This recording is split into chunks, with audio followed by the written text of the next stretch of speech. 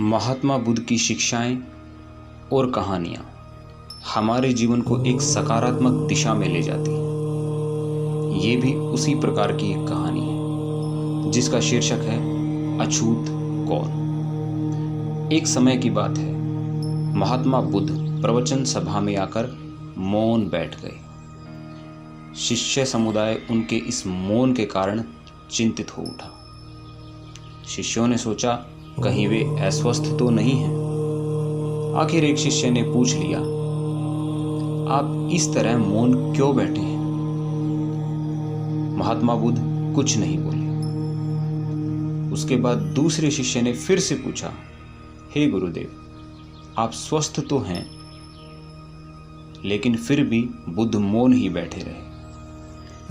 इतने में बाहर से एक व्यक्ति ने जोर से पूछा, आज आपने मुझे धर्म सभा में आने की अनुमति क्यों नहीं दी?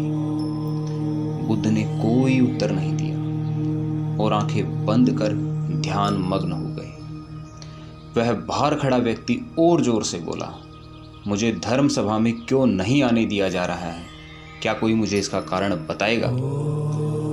धर्म सभा में बैठे बुद्ध के शिष्यों में से एक ने उसका समर्थन करते हुए कहा, गुरुदेव, उसे धर्म सभा में आने की अनुमति प्रदान कीजिए। महात्मा बुद्ध ने आंखें खोली और बोले, नहीं, उसे अनुमति नहीं दी जा सकती है क्योंकि वह अछूत है। अछूत? मगर क्यों? सारे शिष्य सुनकर आश्चर्य में पड़ गए और बोले, हे गुरुदेव, भला आप यह छुआछूत कब से मानने लग गए? महात्मा बुद्ध ने शिष्य समुदाय के मन के भावों को तोड़ते हुए कहा, हाँ, वह अछूत है। वह आज अपनी पत्नी से लड़कर आया है।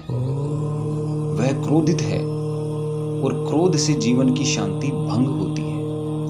क्रोधी व्यक्ति मानसिक हिंसा करता है। इस क्रोध के कारण ही शारीरिक हिंसा होती है। क्रोध करने वाला व्यक्ति अछूत होता है क्योंकि उसकी विचार तरंगें दूसरों को भी प्रभावित करते हैं। उसे आज धर्म सभा से बाहर ही रहना चाहिए। उसे वहां खड़े रहकर पश्चाताप की अग्नि में तप कर शुद्ध होना चाहिए। शिष्यगण समझ गए कि अस्पृश्यता क्या होती है और अछूत कौन होता है। यह सब जानने के बाद उस व्यक्ति को भी बहुत पश्चाताप हुआ। उसने कभी भी क्रोध न करने का प्रण लिया। बुद्ध ने उसे धर्म सभा में आने की उसके बाद अनुमति प्रदान की। तो ये थी महात्मा बुद्ध की ये कहानी, जिससे हमें एक सीख मिलती है कि हमें क्रोध नहीं करना चाहिए और अगर हम क्रोध करते हैं तो हम अछूत बन जाते हैं।